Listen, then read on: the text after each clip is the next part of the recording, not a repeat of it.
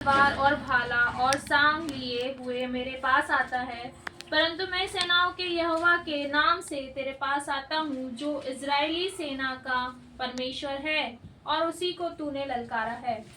प्रार्थना करिए। पिता, इन वचनों के द्वारा बोले बातचीत करें, हम तमाम लोगों के हृदय को तैयार करें कि हम आपकी आवाज़ को सुन सकें और कुछ बातों को जो आपके वचन में है उन शिक्षा को ग्रहण कर सकें। हम तमाम लोगों के मन, बुद्धि, समझ खुले खुदा, और प्रभु आप हमसे बात करें, यीशु के नाम से मांगते हैं। पहला शमूएल उसका 17 अध्याय का 45वां पद हमने पढ़ा, जहाँ पर इस प्रकार से लिखा है कि दाऊद ने पलिश्ती से कहा, तू तो तलवार और भाला और सांग लिए हुए मेरे पास आता है, परंतु मैं सेनाओं के यहोवा के नाम से तेरे पास आता हूँ। परमेश्वर के पास जब कोई व्यक्ति आता है तो परमेश्वर उस व्यक्ति को किस नजरिए से देखता है, उसके जीवन के किस हिस्से को देखता है। और जब भी परमेश्वर किसी व्यक्ति के जीवन को देखता है ना, तो बहुत लंबा, बहुत गहराई से उस व्यक्ति के बारे में सोचता है। परमेश्वर कभी भी अपने बच्चों के लिए ऐसा छोटा मोटा या थोड़ा सा सोचकर या आधा अधूरा सोचकर काम करना चालू नहीं करता। लेकिन परमेश्वर जब किसी व्यक्ति के जीवन में झांकता है या उसको कुछ बनाना चाहता है, तो बहुत गहराई से परमेश्वर किसी व्यक्ति के बारे में सोचता है।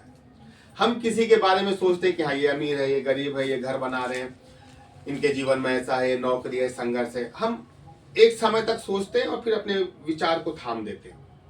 लेकिन परमेश्वर की खासियत क्या है? परमेश्वर यदि संगीता के लिए सोचेगा, मेरे लिए सोचेगा, भैया के लिए सोचेगा, तो बहुत गहरा सोचता है।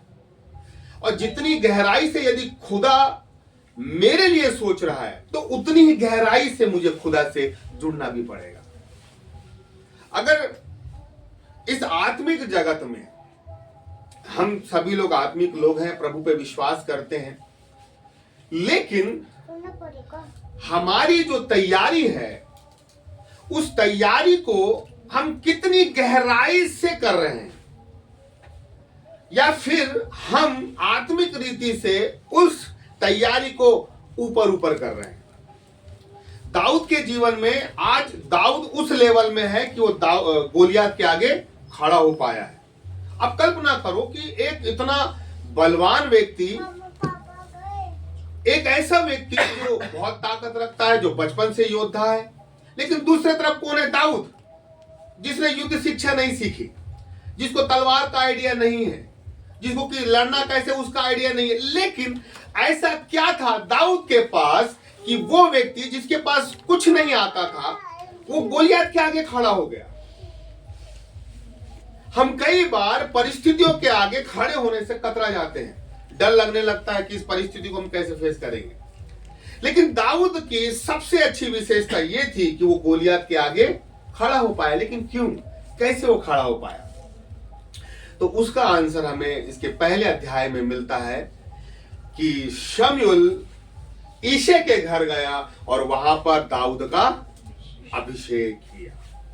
अभिषेक व्यक्ति को खड़ा कर देता है। अभिषेक व्यक्ति को गोलियत के सामने खड़ा होने के लायक बना देता है। अभिषेक आपको कुछ नहीं भी आता है तो परिस्थितियों से लड़ना सिखा देता है। अभिषेक वो अभिषेक है कि यदि आप कुछ ऐसी समस्या में है, कुछ ऐसी परेशानी में है, ऐसे गोलियत के आगे खड़े हैं, मेरे प्रियो, वो अभिषेक उस गोलियत के आगे आपको खड़ा ही नहीं करता, लेकिन उस गोलियत को मारने की भी ताकत रखता है। लेकिन जो दाऊद है, आज यदि वो गोलियत के आगे खड़ा हो पाया है तो उसके पीछे क्या था? अभिषेक था। अगर मैं जगदीश भैया को बोलूं, भैया चर्च में आए और गिटार से वर्शिप कराए, कैसे पॉसिबल? नहीं बजाएगा, कहीं बजा ही नहीं है, हो ही नहीं सकता। लेकिन आप ये सोचो कि दाऊद कुछ नहीं आता, तलवार चलाना नहीं आता, बच्चा व्यक्ति है, बच्चे की कितनी सोच होती है, लेकिन फिर भी अभिषेक पाने के बाद उसके अंदर वो सामर्थ आई और वो जाकर गोलियत के आगे खड़ा हो पाया। अगर हम देखते हैं प्रेरितों के काम दूसरे अध्याय में, वहां क्या लिखा है? वहां पे ये लिखा हुआ है, या लूका के अंतिम हिस्से में लिखा हुआ है कि जब तक सामर्थ नहीं पालो तब तक ठहरे रहो। लिखा है ना कि जब तक सामर्थ नहीं मिलती है आपको ठहरे रहना है, फिर उसके बाद आपको कहां निकलना है? आपको काम में निकलना है, सेवा में निकलना है। अब होता यह है कि हम लोग या कई लोग ऐसे होते हैं, खुदा के पास बैठकर सामर्थ्य नहीं पाते और काम में निकल जाते हैं, दुष्ट आत्मा निकालने चले जाते हैं, सेवकाई में चले जाते हैं और मुंह की खाते हैं। अभिषेक यदि दाऊद को खड़ा कर रहा है गोलियत के आगे, तो वैसे ही आज नए नियम में हमें भी किसी काम के लिए, काम के पहले अभिषेक की जरूरत है। आप संसार में घर बना लोगे, नौकरी कर लोगे, इसमें किसी चीज की जरूरत नहीं है, लेकिन आत्मिक जगत में यदि आप चाहते हैं कि हलचल हो तो अभिषेक की जरूरत है। यदि आप चाहते हैं कि आपकी प्रार्थना से काम हो तो अभिषेक की जरूरत है। यदि आप चाहते हैं कि किसी के परिवार में काम हो तो अभिषेक की जरूरत है। तो इस अभिषेक को किसी व्यक्ति या परिवार में रिलीज करने से पहले इस अभिषेक को पाना पड़ेगा। उस सामर्थ को पहले खुदा के पास बैठकर क्या करना पड़ेगा? पाना पड़ेगा। अब जब यदि खुदा जिस गहराई से हमारे लिए सोच रहा है, जिस गहराई से अभिषेक देने की वो प्लानिंग कर रहा है, तो भाई ये नहीं हो सकता ना कि मैं बस कुछ भी, मैं प्रभु के पास बैठूं नहीं और वो अभिषेक मुझे मिल जाए। मुझे खुदा को अपनी प्यास दिखाना पड़ेगा, मुझे खुदा को दिखाना पड़ेगा, हाँ प्रभु ये मेरे लिए बहुत बेशकीमती चीज है, मुझे चाहिए, और मेरे को उस गहराई से जुड़ना पड़ेगा, तब जाके वो अभिषेक मुझे मिल पाएगा। और फिर आप काम नहीं करेंगे, लेकिन वो अभिषेक आपके अंदर से काम करेगा। एक बड़ा अच्छा वहां पर नए नियम में लिखा हुआ है कि जिसका एक सिक्का खो गया, क्या किया उसने? बुआरा दिन भर लगे रहे, वो सिक्का मिल जाए, सिक्का मिल जाए। मतलब मैं ये सोचता हूं कि भाई एक ही सिक्का होगा, इसने तो दिन भर लगा रही ना। अगर 10-15 सिक्के होते तो बोलते अरे ठीक है यार मिल जाएगा, 10-15 सिक्के तो है, लेकिन उसके पास क्या था? एक सिक्का ही था। मेरे को एक परिवार का एक वो किस्सा याद है, बस गेहूं पिसाने के पैसे नहीं थे, तो सारे 1-2 रुपए कभी कभी महिलाएं लोग कहीं कहीं ऐसी दबा देती ना, बर्तन में यहाँ वहां, तो गेहूं पिसाने वो पूरा घर छान डाले, क्या वो सिक्का मिल जाए तो गेहूं पिस जाए। मतलब इस महिला के पास एक ही सिक्का था, उसने पूरा दिन भर लगा दिया कि वो सिक्का क्या है, मिलना चाहिए। तो आप कल्पना करें कि वो महिला किस कदर उसने उस सिक्के को ढूंढा होगा, किस चाहत के साथ, किस लगन के साथ उस सिक्के को खोजा होगा। वैसे ही वो तो एक सिक्का के लिए दीवानी हो गई कि उसे एक सिक्का चाहिए, तो यार हमें तो खुदा का ताजा अभिषेक चाहिए। हमें किस लगन के साथ खुदा को ढूंढना पड़ेगा, किस कदर खुदा के से जुड़ना पड़ेगा, तब जाके वो अभिषेक मिलेगा। आज यदि अरुल थॉमस जी हैं, यदि आज साजवान जी हैं, अंकुर नरोला जी हैं, तो भाई यदि उनको खुदा ने अभिषेक दिया है तो यहां भी खुदा वही अभिषेक दे सकता है। ऐसा थोड़ी है कि उनको दिया और हमको नहीं देगा। हर एक व्यक्ति के लिए खुदा ने बड़ा गहरा सोच के रखा है, लेकिन बात यह है कि हम कितनी गहराई में जाने को तैयार हैं, हम खुदा से कितने अभिषेक को पाने को तैयार हैं। हम लोग चलते हैं, हम लोग सब एक रूहानी सफर तय करते हैं, और करते करते एक समय तक जाते हैं, और उस समय में कुछ ऐसी परिस्थिति आती है, हम फिर वापस आ जाते हैं। मैंने चर्च में 8 लोगों को बोला कि 2 महीने में बाइबल कंप्लीट करके रखो। अब सब लोग मेरे से बात कर रहे हैं, तो सब अपनी समस्या बता रहे हैं कि काम ज्यादा हो गया है, टाइम नहीं मिल रहा है, ये नहीं मिल रहा है, सब अपनी समस्या बता रहे हैं। ऐसा हो गया, वैसा हो गया। भाई बात ये है, बाइबल तो आप आज पढ़ोगे, कल भी पढ़ोगे, लेकिन बात ये है जो मैं ये सोचता हूं कि आपको अगर खुदा से पाना है तो आप खुदा से जुड़ोगे कैसे? जब तक जुड़ोगे नहीं तो मिलेगा कैसे? और आप जब तक खुदा से गहराई से नहीं जुड़ोगे तो गहराई से वो अभिषेक भी नहीं मिलेगा। हम लोगों के साथ दिक्कत क्या है? हम लोग उस नदी में चलते हैं, टकने भर चलते हैं, घुटने भर चलते हैं, कमर भर चलते हैं, और कमर भर पहुंच के या तो हमारा मन फूल जाता है, या तो फिर हम सोचते हैं भाई बहुत पा लिया, या वहीं तक ऐसा लगता है कि अरे भैया अब क्या होगा, समस्या ये हो, और हम लोग वापस आने लगते हैं। हम अंदर गहराई में जाने की और कोशिश नहीं करते। लेकिन जो व्यक्ति एक दर्शन के तहत खुदा में लगा रहता है ना, वो कमर भर पानी में पहुंचने के बाद भी उसको कभी पीछे का रास्ता नहीं दिखता। उसको लगता है कि नहीं प्रभु थोड़ा सा बचा है और आगे चलना है मेरे को। प्रभु अभी तो मैंने कुछ नहीं पाया, मुझे अभी ना आगे और मुझे कुछ मिलने वाला है, मुझे और बेहतरीन मिलने वाला है। तो समस्या के दौर में हम लोग अपनी तैयारी को, वो अभिषेक को पाने के लिए जो मेहनत कर रहे हैं ना, हम आगे कदम बढ़ाने के बदले पीछे कदम बढ़ा लेते हैं। और खुदा की वो बड़ी योजना, वो बड़ा अभिषेक पाने से पहले ही हम क्या करते हैं, हाथ खड़े कर देते हैं। इसके लिए सबसे जरूरी मालूम अमिता क्या चीज है? स्थिरता। हमारा मन न धोखा दे देता है, देखा ना, मन धोखा दे देता है। हम कोशिश करते हैं बाइबल पढ़ने की, कितने लोग बाइबल पढ़, सब लोग बाइबल पढ़ रहे हैं, कभी बहुत अच्छा पढ़ लेते हैं, कभी पढ़ते ही नहीं, कभी 2 दिन नहीं पढ़ते, कभी 2 दिन में पूरा पढ़ लेते हैं, कुछ भी करते हैं हम लोग। लेकिन वो लक्ष्य, वो दर्शन, वो अभिषेक हमारे जीवन में तब मिलेगा जब हम खुदा में स्थिर बने रहेंगे और एक एक कदम हम आगे बढ़ाते रहेंगे। मेरे को अरुण थॉमस जी की वो गवाही बड़ी अच्छी लगी, मैं बहुत आशीषित हुआ। पास्टर अरुण थॉमस जी बोलते हैं कि उनके पिताजी पास्टर थे, ठीक है, और बहुत गरीब कंडीशन के थे, और उनकी सैलरी उस जमाने में 3,500 रुपए थी, ठीक है। इनके ये 2 भाई हैं, और ये जिस स्कूल से पढ़े उसकी फीस ही 3,500 थी साल की, और दोनों बच्चों को उन्होंने पढ़ाया, ठीक है ना। अब ये बोलते हैं, पास्टर जी बोलते हैं कि बोले हम लोग सुबह के टाइम या शाम के टाइम जब मार्केट लगता था ना, तो मार्केट जाते थे, और वो जो सब्जी ऑब्जे, जो सड़ी सब्जियां रहती थी जिसको, या ऐसी फेंकी हुई सब्जी जिसको फेंक देते हैं या गिर जाती है, ऐसी कई सब्जियां, आलू भट्टे टमाटर, ऐसे ऐसे गली सड़ी सब्जियां क्या करते थे हम लोग, उठा के लाते थे, उसको काटते थे, चाटते थे, और उसका क्या बनाते थे, सांभर बनाते थे, और पूरा परिवार उसे खाता था। कल्पना करें साहब, कहां से खुदा उठा रहा। देखो आप खुदा की सोच को समझना। आप सड़ी गली सब्जियों को उठा के ला रहा है बाद में। एक दिन वो बोलते हैं कि हमारे पिताजी ने एक दिन बोला कि चलो आज मैं तुम्हें चिकन खिलाऊंगा। अब सोचो, सड़ी गली सब्जी खाने वाला व्यक्ति अगर उसको बोले चिकन, तो मतलब उसके लिए तो पूरा परिवार गया, दोनों भाई और मम्मी पापा गए, और बढ़िया 350 रुपए का या कुछ का ऐसा मुर्गा खरीदा, है ना, और दोनों भाई ने एक टांग पकड़ लिए, ठीक है, और मम्मी पापा ने आधा हिस्सा पकड़ लिया, और बढ़िया बढ़िया खुश होके अरुण थॉमस जी बोले, मैं खुश होके उस चिकन के पीस को पकड़ के बोले मैं दुकान से घर पहुंच रहा हूं कि भैया अब तो घर पहुंचेंगे और बढ़िया खाएंगे। और जैसे ही घर पहुंचते हैं तो उनके दरवाजे के पास एक पास्टर खड़ा था,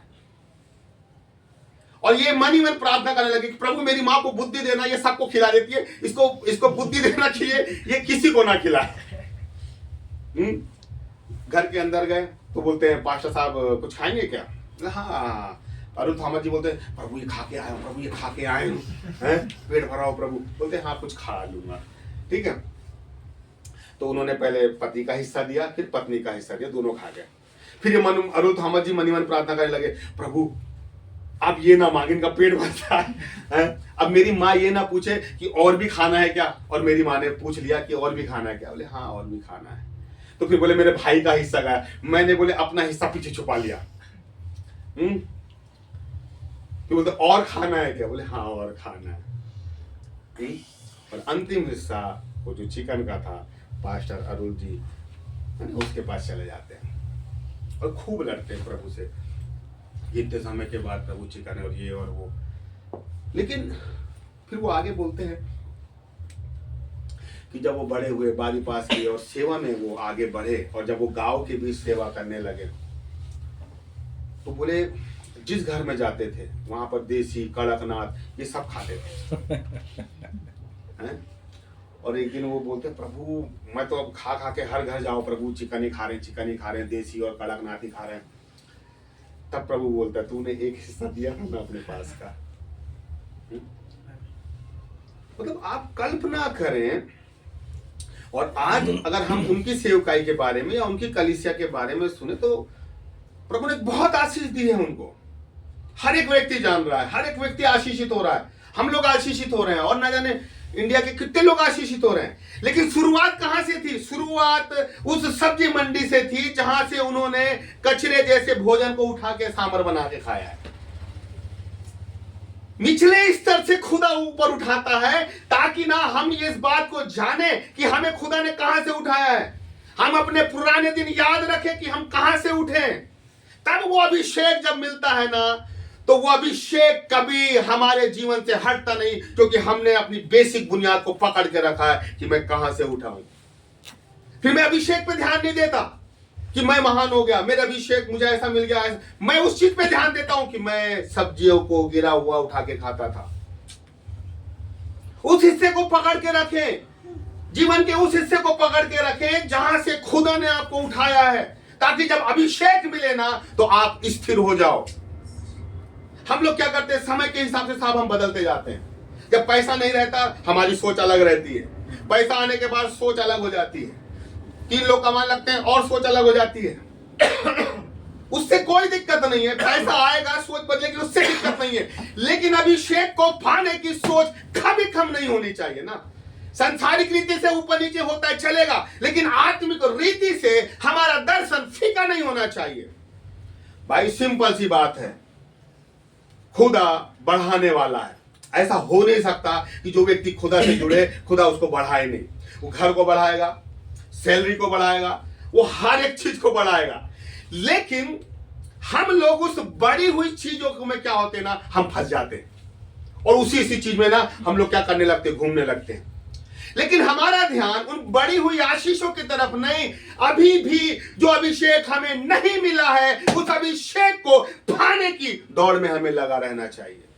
कि जब तक वो अभिषेक नहीं मिलेगा, साहब जब तक वो अभिषेक नहीं मिलेगा ना काम नहीं होगा।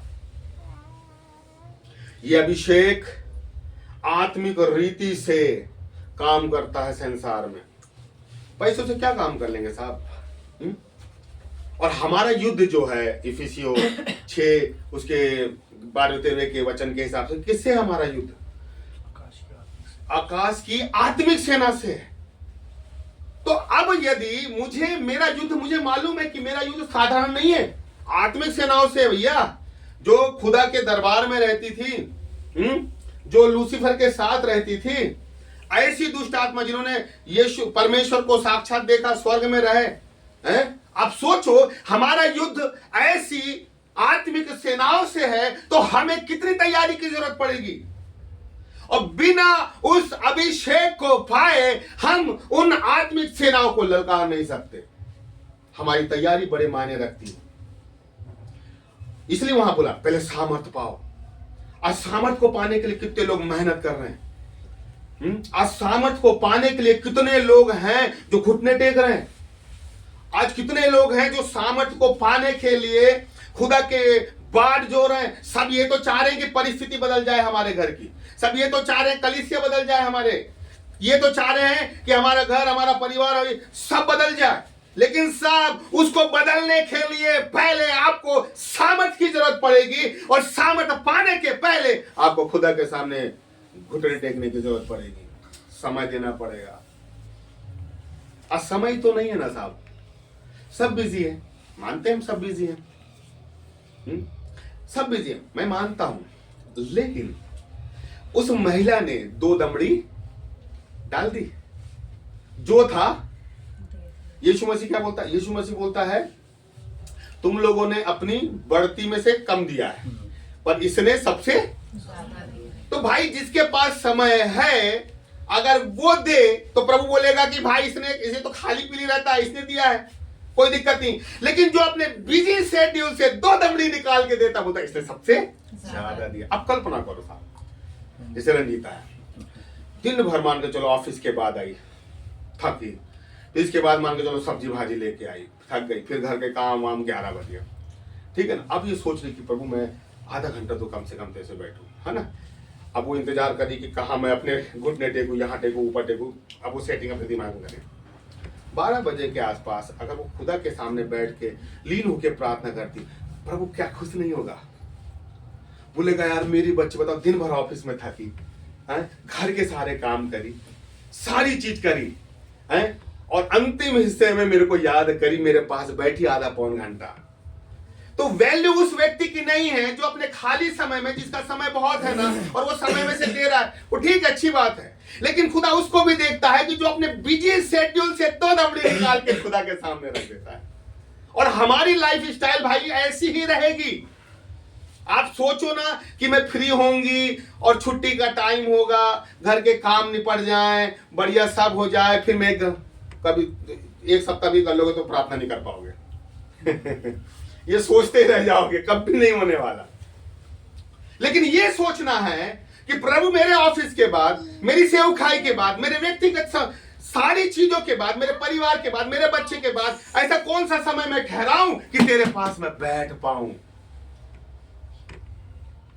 हमें यह सोचना है कि मैं कौन से समय अपने दिन के निकाल के या रात का निकाल के मैं तेरे पास बैठूं। तब खुदा, अब कल्पना करो, खुदा हर दिन आज वेट कर रहा है हमारा, हर दिन। मूसा का 40 साल इंतजार किया, खुदा आज भी बहुत एक एक दिन वो इंतजार करता है कि मेरा बेटा मेरी बेटी आके मेरे पास बैठेगी। और हम सोचो क्या कर रहे हैं, कितने दिन से उससे मुलाकात नहीं हुई है, कितने दिन से हमने ठीक से खुदा से बात नहीं किया है, कितने दिन से हम खुदा के पास बैठकर अपने दिल की बातें नहीं खोले, कितने दिन से खुदा ने वचन से हमसे एक शब्द बात नहीं किया है। तो कैसे इस परिस्थिति में, कैसे हम गोलियत के आगे खड़े हो पाएंगे? इस परिस्थिति में कैसे हम समस्या के सामने खड़े हो पाएंगे? कैसे खुदा हमें आशीषित करेगा? आत्मिक रीति से, संसारिक रीति से तो मिलना ही मिलना है, लेकिन मेरे प्रियो हमारा युद्ध आत्मिक सेनाओं से है। और यदि हमें आत्मिक सेनाओं से लड़ना है तो हमें प्रार्थना की बहुत जरूरत है, अभिषेक की बहुत जरूरत है। इसलिए स्थिर हो जाए कि नहीं प्रभु, मुझे करना है, मुझे 20 मिनट निकालना है, 15 मिनट निकालना है, पर हर दिन निकालना है।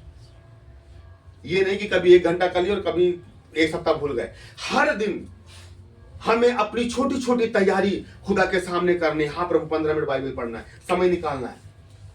मैं आपको सही बता रहा हूं, लंच टाइम 1 घंटे का होता है, 10 मिनट में मैं लंच करके मैं 20 मिनट 25 मिनट में बाइबल पढ़ लेता हूं। कई लोग क्या करते हैं, लंच में बात भी करेंगे, खाएंगे भी, मतलब उनको टोटल 20-25 मिनट क्या करना है, टाइम पास करना है। तो भाई टाइम पास करना तो करो, लेकिन हमारा लक्ष्य छोटा नहीं है ना, हमें समय निकालना पड़ेगा। हमें 24 घंटे में से चीजें अपने लिए यदि खुदा से बटोरना है तो मुझे ही समस्या, मुझे ही समय को निकालना पड़ेगा और देना पड़ेगा। खुदा ने बड़ी गहराई से सोच के रखा है कि मैं बड़ा गहरा अभिषेक दूंगा। खुदा ने सोच के रखा है कि मैं बड़ी बेहतरीन आशीषें दूंगा, बड़ा बेहतरीन तोड़े दूंगा। और खुदा ये चाह रहा है कि भाई अगर वो तोड़ा चाहिए ना, तो वो तोड़ा यहां कमर भर के पानी में नहीं रखा है, वो तोड़ा ना यहां रखा हुआ है पूरा लबालब। छोटी मोटी आशीषें अगर आप घुटने भर चलोगे तो वहां छोटे छोटे तोड़े हैं, कमर भर में आओगे तो वहां भी तोड़े हैं, उनका लेवल अलग है। लेकिन जो नदी बिल्कुल जिसमें डूबना है ना, वहां तोड़े अलग अलग हुए हैं। इसलिए यीशु मसीह ने बोला क्या, गहरे में ले चल, क्योंकि गहरे में बड़ी मछलियां हैं, वैसी गहराई में बड़े तोड़े हैं। अगर हम घुटने भर में रहेंगे ना तो छोटे मोटे अन्य भाषा दर्शन ऐसे छोटे मोटे पाकर हम खुश हो जाएंगे, बस उतना ही है। लेकिन खुदा कह रहा है कि बेटा मेरे साथ गहराई में आ, गहराई में ना बहुत बड़ी और गहरी बातें रखा हूं मैंने। इसलिए मेरे प्रियो हम आत्मिक जगत में हैं। 24 घंटे हमारे दिमाग में यह रहना चाहिए कि हम समय निकालें, कैसे समय निकालें और खुदा को कैसे समय दें, ताकि हम उस गहराई तक पहुंचे जहां पर कुछ बड़ी बेहतरीन चीजें खुदा ने हमारे लिए रखा है और उसे हमें पाना है। प्रार्थना करेंगे। पिता, हम एक बार फिर से आपके पास आते हैं, धन्यवाद देते हैं खुदावंद कि प्रभु हमें तेरे अभिषेक की जरूरत है, तेरे सामर्थ की जरूरत है। और जब तक हम स्थिर होकर प्रभु तुझसे गहराई में नहीं जुड़ेंगे, हमें वो चीज मिल नहीं सकती। हमें अनुग्रहित कर खुदा कि हम तुझसे फिर जुड़ सके, फिर तेरे साथ संगति कर सके, और फिर से प्रभु तेरे साथ एक आत्मा होकर उन बड़े वरदानों को हम पा सके खुदा। ऐसे हम प्रार्थना करते हैं यीशु के नाम से मांगते हैं। परमेश्वर धन्यवाद हो आज के वचन के लिए। आइए हम सब मिलकर गीत गाएंगे और